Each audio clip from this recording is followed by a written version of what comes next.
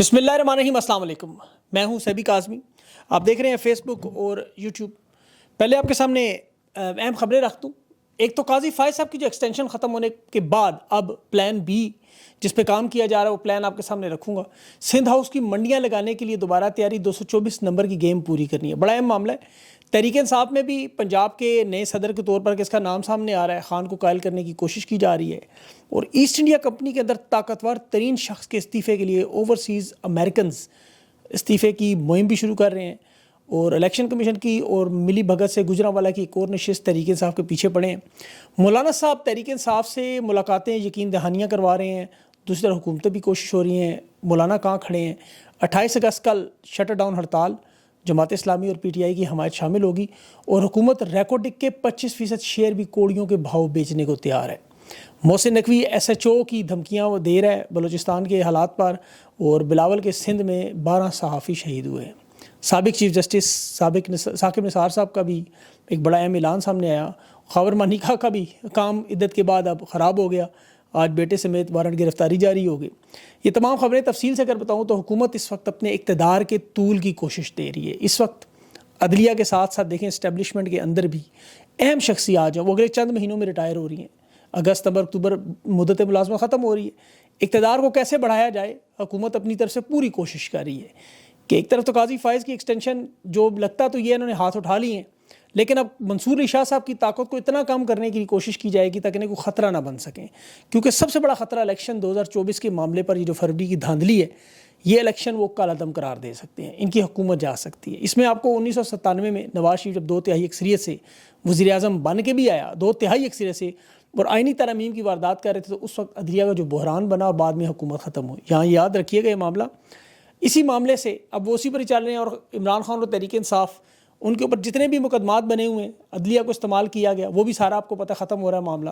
یہ supreme court میں جانے سے پہلے ہی خان کے سارے مقدمات ختم ہو جائیں گے۔ انہیں اس لیے خطرہ سب سے بڑا یہ ہے کہ اگر عمران خان اور اسٹیبلشمنٹ کے درمیان اگر معاملات طے پا گئے بیچ میں، جس طرح ابھی تازہ ترین جلسے کا جو معاملہ ہوا، اور پھر جس طرح مولانا فضل الرحمان کی چودھری شجاعت سے ملاقات کے بعد تحریک انصاف سے بھی ہوئی، آصف زرداری سے بھی ہوئی، اور مولانا کی یقین دہانیاں جو ہے، جس پر میں آگے چل کے آپ کو بتاتا ہوں، اس لیے ان کو پریشانی لگی ہوئی ہے۔ موجودہ حکومت اور ان کو لانے والے، ان کا اصل میں دار و مدار اور بقا جو ہے وہ ایک دوسرے کو بچانے پر ہے۔ جس طرح عمران خان کی عدم اعتماد کے بعد آپ کو پتہ ہے جنرل باجوہ نے الیکشن اسی لیے نہیں کروائے، جب تک قاضی فائز نہیں آئے گا اس وقت تک الیکشن نہیں کروائیں گے، کیونکہ عدلیہ سے انہیں سب سے بڑا خطرہ تھا۔ عدلیہ پر سب سے پہلے اسی لیے وار بھی کیا جاتا ہے۔ قاضی کی مدت ملازمت توسیع کی آخری کوشش ابھی بھی مزید جاری ہے۔ ابھی ایڈوکیٹ شاہجہان خان کے ذریعے انہوں نے قوم کے وسیع مفاد میں ایکسٹینشن کی درخواست تو منگوا لی۔ حکومت پارلیمنٹ کے، سپریم کورٹ کے ججز کی لیکن تعداد 17 سے 23 کرنا چاہتی ہے، اور وہ جو اپوائنٹمنٹ کا طریقہ کار ہے اسے بدلنا چاہتی ہے، ان کو اپنے اختیار میں لانا چاہتی ہے، پارلیمنٹ کو سپیریئر طاقتور بنانے کے لیے، با اختیار کرنے کے لیے، عدلیہ کی آزادی پر قدغن لگا کے، کیونکہ دیکھیں 17 جو جج ہیں ان میں سے 11 مخصوص نشستوں کے معاملے میں نظام کے خلاف سامنے آ گئے، تو یہ 23 جج لگا کے 12 اور 11 کی برتری سے اپنے معاملات ٹھیک کرنا چاہتے ہیں، اور دوسری طرف 224 کی اکثریت سے ایوان کو اتنا مضبوط بنانا چاہتے ہیں کہ پھر ان کی حکومت نہ گرے۔ اب آپ کو یاد ہوگا نواز شریف کی حکومت پھر بھی گری تھی جب 2/3 اکثریت 1997 میں تھی، آئینی ترمیم لانے کی کوشش تھی، اس پر وزیر اعظم تھا، لیکن عدلیہ سے اختلافات ہوئے، بحران بنا۔ آج بالکل وہی کام ہونے جا رہا ہے انہیں، اسی لیے منصور علی شاہ سے سب سے بڑا خطرہ یہ ہے۔ پارلیمنٹ کا سیشن انہوں نے ملتوی کیا، 4 ستمبر کو جوائنٹ سیشن رکھا، اب سینٹ اور پارلیمنٹ میں دونوں کو بلا کے سندھ ہاؤس کے انداز میں جس طرح وہاں نور عالم خان کو استعمال کیا، یہاں بھی آئینی ترمیم آرٹیکل 184 جو سپریم کورٹ کے متعلق ہے، ججز کے اختیارات کے متعلق ہے، ان کی مدت ملازمت کے متعلق ہے، توہین عدالت کے قانون کے متعلق ہے، ججز کی تعداد، اور سب سے بڑھ کر عدلیہ کا جو الیکشن کمیشن کے معاملات میں مداخلت کا اختیار ہے، 184(3) جو انسانی حقوق ہے، سپریم کورٹ کی اتھارٹی ہے، اس سب میں تبدیلی کر کے یہ مخصوص نشستوں کے آرٹیکل 51 بھی ہے اس میں، جس پہ بھی سپریم کورٹ نے حالیہ فیصلہ دیا، جس کے بعد الیکشن ایکٹ 2017 میں انہوں نے تبدیلی بھی کی۔ تحریک انصاف کو ان کی کوشش ہے وہ مخصوص نشستیں نہ ملیں، اور یہ بل بھی منظور کروا لیں جو آرٹیکل 177 ہے، 193 ہے اور 208، یہ تینوں سپریم کورٹ سے متعلق آرٹیکل ہیں۔ اب اس پہ انہیں 224 اراکین کی حمایت درکار ہے پارلیمنٹ کے اندر اور 64 سینٹ کے اندر۔ یہاں پر نور عالم خان کو پیش انہوں نے کیا۔ اب بڑا ایک اہم معاملہ سمجھنے کی کوشش کریں کہ نور عالم خان JUI کا ہے، فضل الرحمان گروپ کا۔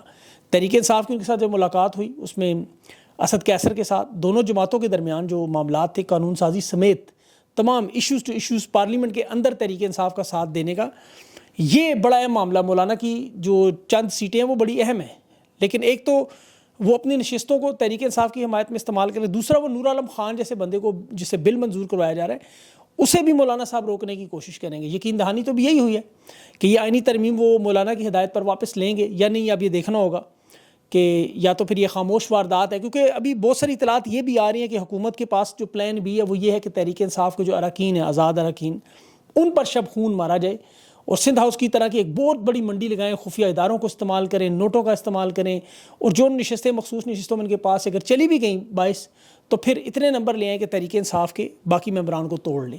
لیکن اس میں نے ناکامی اس طرح کہ تحریک انصاف کا ایک ممبر بھی نہیں توڑ سکے. 40 ممبران, ابھی بیرسٹر گور نے کنفرمیشن بھی کی ہے کہ 40 ممبران الیکشن کمیشن میں جو جمع کروائے گئے list 107 MPs Punjab کے, 91 ایم پی ایس سندھ کے, تو یہ سارے کے سارے خان کے نظریے پر ڈٹے, ایک بندہ بھی نہیں ٹوٹا, ایک بندہ بھی. لیکن میرے خیال میں تحریک انصاف کو پھر بھی حفظ ما تقدم ان ممبران کو فی الفور غائب کر دینا چاہیے جو ان پہ خطرہ ہو کے ٹوٹ سکتے ہیں, کیونکہ واردات یہ ضرور کریں گے. جس طرح بھی دیکھیں انہوں نے دوبارہ گنتی کے نام پہ N79 گجرانوالہ میں ایک اور نشست کی جو دوبارہ ری کاؤنٹنگ کا معاملہ شروع کیا. اب بہانہ انہوں نے یہ رکھا جی سپریم کورٹ نے الیکشن کمیشن کو اختیار دے دیا کہ ہم کسی بھی حلقے کی دوبارہ گنتی کروا سکتے ہیں جب دل چاہے. الیکشن ہوئے 7 مہینے ہو گئے, لیکن ابھی بھی یہ معاملہ اسی طرح کر سکتے ہیں. وہ حالانکہ 8 فروری کو جس نے درخواست دی تھی ریٹرننگ افسر کو صرف وہی کروا سکتا ہے. تو تحریک انصاف کی تو یہ تمام, لیکن میرے خیال میں جتنی مرضی یہ کوشش کریں اکا دکا نشستوں کا یہ ہیر پھیر ہوگا. مخصوص نشستیں تحریک انصاف کے پاس آ گئی تو پھر معاملات سارے بدل جائیں گے. ابھی پنجاب میں تحریک انصاف کو طاقت کی ضرورت اور یہاں پر تبدیلی آ رہی ہے. حماد اظہر کو تبدیل کر کے شیخ وقاص اکرم کو لانے کے لیے ابھی علی امین گنڈا, پرشبلی فراز, یہ سب کوشش کر رہے ہیں خان کو قائل کریں. اور شیخ امتیاز جو بھی لاہور کے صدر, اس نے دیکھیں ایکٹنگ پریزیڈنٹ بھی مہر شرافت کو بنایا. ابھی دیکھیں باہر نکلے بغیر گزارا نہیں ہے. پنجاب میں پارٹی کو آرگنائز کرنا, اسٹرکچر کرنا, کھڑا کرنا, یہ سارے معاملات بہت ضروری ہیں. 107 ایم پی ایز ہیں پنجاب میں, بہت بڑی تعداد, اگر اکٹھے ہوں بہت کچھ کر سکتے ہیں اور کرنا بھی چاہیے, لیکن وہ نظر نہیں آ رہا. سینٹ میں البتہ تحریک انصاف کے جو معاملات ہیں وہاں کو تھوڑی سی گڑبڑ نظر آ رہی ہے, کیونکہ پارلیمانی لیڈر جو علی ظفر ہے اور اپوزیشن لیڈر شبلی فراز ہے, ان کے درمیان اختلافات ہیں. علی ظفر کو بھی ہٹایا عمران خان نے بھی کیسی سے بھی. تو جو ممکنہ بھی قانون سازی ہونی ہے اس پہ سینیٹرز کو باقاعدہ طور پر تحریک انصاف کی طرف سے حکمت عملی, پلان, یہ ساری چیزیں ملنی چاہیے. یہ تو ان کی قسمت اچھی ہے, حکومت نائل ہے, ورنہ دیکھیں نا ان کے دعوے سنیں آپ. میں دیکھ کے ان کی باتیں حیران ہو رہا تھا. محسن نقوی کہہ رہا تھا بلوچستان میں ایک SHO کی مار ہے سارا معاملہ, اور 24 سال سے آپریشن جاری ہے. عمران خان کے بارے میں بھی یہ لوگ کہتے رہے اسی طرح ہی کہ خان پر تو ایک کیس کی مار ہے, وہ تو 2 دن نہیں گزارے گا. تحریک انصاف کی بھی یہی کہہ رہے تھے بلہ چھیننے کی دیر ہے, ان کے تتر بتر ہو جائیں گے سارے امیدوار. 8 فروری کے الیکشن کو بھی کہہ رہے تھے ریٹرننگ افسران ہمارا بہت ہے, سوشل میڈیا کے لیے فائر وال بہت ہے, بیانیاں بنانے کے لیے جیو TV ہی بہت ہے, اور ڈالر عرب ممالک ہی بہت ہے ہمارے لیے, معیشت کی بحالی کے لیے IMF کا پیکیج ہی بہت ہے ہمارے لیے. مخصوص نشستوں میں بھی کہتے تھے کہ الیکشن کمیشن کا ایک نوٹیفیکیشن ہی بہت ہے, اور عوام کا احتجاج ہوا تو ہمارے پاس لاٹھیاں بہت ہیں, سب بھاگ جائیں گے. لیکن ساری مس کیلکولیشن نکلی. ایک ایک چیز کا نتیجہ آپ کے سامنے, سب سے پہلا نتیجہ تو معیشت میں نظر آ رہا ہے. اندرونی سطح پہ تو دیکھیں جو حالات آپ کے سامنے وہ ہیں. اب کل پورے پاکستان میں شٹر ڈاؤن ہڑتال ہے, پورے پاکستان میں. اس میں تحریک انصاف اور جماعت اسلامی بھی شامل ہو گئے ہیں. ایک دن کی ہڑتال معیشت کو تقریباً 3 سے 10 ارب کی پڑتی ہے, ذرا اندازہ کریں. لیکن اصل امداد مسئلہ جو نے مدد, امداد, بھیک, قرضے, خیرات اور گرانٹ کے نام پر جو ملنا تھا وہ نہیں مل رہا. IMF کے 7 ارب ڈالر کے قرض کی ابھی تک حتمی منظوری نہیں ہوئی. جو بیرونی انہوں نے مالی معاونت کی تھی اس میں صرف 43 کروڑ ڈالر آئے. ہدف ان کا کیا تھا؟ 19 ارب ڈالر. 2 ارب ڈالر کا بیرونی قرضہ اب تک ملا ہے نہیں, جو پچھلے سال جولائی میں بھی مل چکا ہے. نیا پاکستان کے سرٹیفکیٹ میں بھی صرف 12 کروڑ ڈالر ہی ہیں. مالی جو ادارے انہوں نے بھی 20 کروڑ کا قرضہ ہے. تو ساری یہ ملا ملو کے بھیک, امداد, قرضہ, حالانکہ دنیا کا کوئی ملک انہوں نے چھوڑا نہیں. جرمنی, چین, انٹرنیشنل بینک, عالمی ادارے, ADP, چین کے بینکوں تک پہنچ گئے. لیکن حالات بہت مشکل ہیں, کہیں سے بھی کچھ ملنے کی امید نظر نہیں آ رہی. اب جو تازہ ترین صورتحال سعودی عرب سے ہوئی, سعودی عرب سے انہوں نے کہا جی 1.2 ارب ڈالر ہمیں دے دیں. سعودی عرب نے کہا بدلے میں آپ ہمیں اپنی ریکوڈک کے جو شیئرز ہیں وفاقی حکومت کے وہ ہمیں دے دیں. اب اس میں آپ کو پتہ ہے 100% اگر شیئر ہیں تو 50% بیرک گولڈ کمپنی اس کے نام ہے, 25% بلوچستان کو ملتے صوبائی, اور 25% وفاق کے. اب یہ وفاق کے 25 میں سے 15% سعودی عرب کہہ رہا ہے کوڑیوں کے باؤ ہمیں دے دو, پھر ہم 1.2 ارب ڈالر قرضہ دیں گے. اندازہ کریں چوری کا مال کس طرح بانٹا جا رہا ہے. بلوچستان میں کھربوں ڈالر کے ذخائر موجود ہیں. یقین کریں صرف یہ ایک ریکوڈک کی جو کان ہے اس کا 40 سال تک اس کان میں سے کھدائی کر کے سونا نکالا جائے. صرف سونا نہیں, یہاں پہ 7,500 کارکنان کام کریں. 5.9 ارب, ذرا غور سے سنیں, 5.9 ارب ٹن سونا دھاتیں موجود ہیں یہاں پہ صرف اس ایک کان میں. تو جو تباہی اور بربادی بلوچستان میں ہو رہی ہے پھر اسی لیے ہو رہی ہے. اب ذرا اس سونے کی آپ دیکھیں, یہ تو میں نے آپ کو صرف ایک سونے کی کان کا بتایا, باقی جو ذخائر ہے اس میں تو ایک لمبا چوڑا مال ہے، جتنا آپ دیکھ لیں گوگل پہ جا کے آپ ذرا مانیں بلوچستان کے ذخائر، آپ کا دماغ گھوم جائے اس کان کی کھدائی میں، مطلب جو نکل رہا ہے، اور یہ کسی کو پتہ بھی نہیں چل رہا وہ کہ کتنا مال جا رہا ہے، کون لے کے جا رہا ہے. اور وہاں پہ بے روزگاری، مہنگائی، لاقانونیت، انصاف، آئین کھلواڑ کے پڑھے لکھے نوجوان بدقسمتی سے دہشت گردوں کے ہاتھ چڑھ رہے ہیں.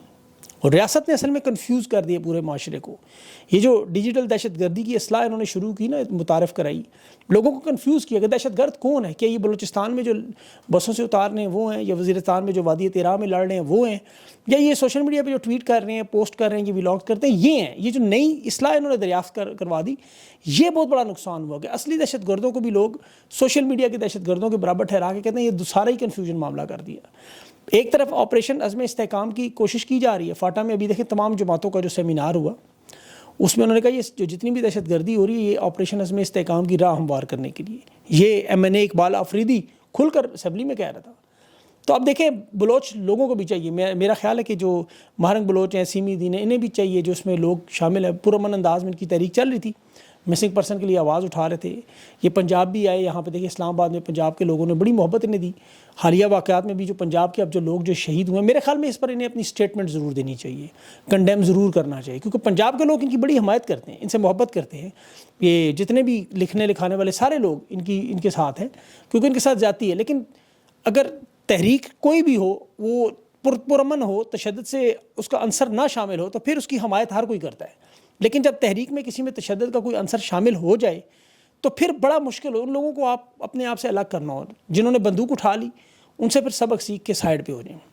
عمران خان نے دیکھے تحریک انصاف، یہ تحریک انصاف سے سیکھ لیں. عمران خان نے تحریک انصاف پنجاب میں کتنی مار پڑی، مار کے انہوں نے ستیہ ناش کر دیا، لیکن لوگوں نے ڈنڈا سوٹا ہاتھ میں نہیں اٹھایا. بلوچستان میں ظلم و ستم کی ایک تاریخ ہے پوری، لیکن تشدد کی جسٹیفیکیشن نہیں ہو سکتی، ریاست کی طرف سے ہو یا چاہے عوام کی طرف سے ہو. ہر معاملے کا حل پرامن اور سیاسی انداز میں. یہی میرے خیال میں ان کی اسٹیٹمنٹ ضرور آنی چاہیے اس معاملے پر. لوگ دیکھ رہے ہیں ان کی طرف. اب اگلی خبر جو بڑی اہم امریکہ سے، پاکستانی کمیونٹی وہاں پہ جو وہاں بڑی کمپین چلا رہی ہے، ایسٹ انڈیا کمپنی کے طاقتور شخص کے استعفے کا مطالبہ، اور اس میں بڑی تعداد میں دیکھیں لوگ جمہوریت کے لیے، انصاف کے لیے، انسانی حقوق کے لیے. ابھی نیو جرسی میں جو ان کی میٹنگز ہو رہی ہیں، اب یہ لوگ اس کو آگے پھیلا رہے ہیں. ڈاکٹر معید وہاں پہ خطاب کر رہے تھے، وہ میں دیکھ رہا تھا ابھی. یہ بڑا اہم معاملہ ہے. اور دوسرا علیمہ خانم کے سیاست میں آنے پر جو بات چیت ہو رہی ہے، دیکھیں اس پر سیاست میں آنے پر تحریک انصاف کے کچھ رہنماؤں کو بلا شبہ تشویش ہے. حالانکہ علیمہ خانم نے صاف صاف کہہ دیا کہ ہمارا سیاست میں آنے کا کوئی ارادہ نہیں، کوئی مقصد نہیں. ہمارا ایک ہی مقصد اپنے بھائی کا تحفظ اور اس کی رہائی، بس. لیکن اس میں دیکھیں اس وجہ سے پارٹی کے اندر وہ کیوں نہیں جاتے اس معاملے میں سیاست میں، کہ حالانکہ میرے خیال میں جانا چاہیے. عوام کا بھرپور اصرار ہے، لیکن وہ تحریک نہیں چلاتی، اس لیے کہ علیمہ خانم کو لگتا ہے کہ یہ تحریک سیاسی نہ ہو جائے. حالانکہ پورا پاکستان جڑ جاتا ہے ان کے ساتھ، پارٹی بھی جڑ جاتی ہے، لیکن یہ لگتا ہے کہ پارٹی کے اندر شاید معاملات خراب ہو. کچھ لوگ ظاہر نہیں چاہتے، خان کی ہدایات بھی ہیں اس میں کہ سیاست میں مداخلت نہیں ہے، باقی سارے معاملات وہ خود بھی نہیں چاہتی، وہ اپنے بھائی کے ساتھ. لیکن جب تکلیف دہ معاملات دیکھتی ہیں انہیں تکلیف ہوتی ہے. اب انہیں نظر آتا ہے کہ بہت سے لوگ پارلیمنٹ میں عہدے لے کر پہنچ گئے، گاڑیوں کے پروٹوکول لے رہے ہیں، لیکن کوئی عملی قدم نہیں اٹھا رہے. تو اس میں ان کا ساتھ دینا چاہیے، تو اس میں ضرور دینا چاہیے واقعی. اب آخر میں ایک اور خبر جو خاور مانیکا کے حوالے سے، عدت کیس میں وہ فلاپ ہوا بری طرح، تو دوبارہ کرپشن میں باپ بیٹے دونوں کو پھنسا دے. وہ جج سے کہتے ہیں میرے کیس کا فیصلہ آج ہی سنا. جج نے وارنٹ گرفتاری جاری کر دی. اور ایک ثاقب نثار صاحب سے رابطہ کرنے کی کوشش کی انٹرویوز کے، لیکن انہوں نے انکار کیا. وہ کہہ رہے جی انٹرویو نہیں دیں گے، اب کتاب لکھوں گا. اور وہ خبر بھی آ گئی ہے مین اسٹریم پہ بھی. تو وہ کتاب میں اپنے انکشافات کریں گے، اور بہت سارے انکشافات کریں گے. دیکھیں ان کے انکشافات کیا ہیں. میری کوشش آج محمد علی درانی صاحب سے کچھ بڑی اہم باتیں، وہ انٹرویو آپ ضرور چیک کیجیے گا. اپنا خیال رکھیں، مجھے اجازت دیں. اللہ حافظ.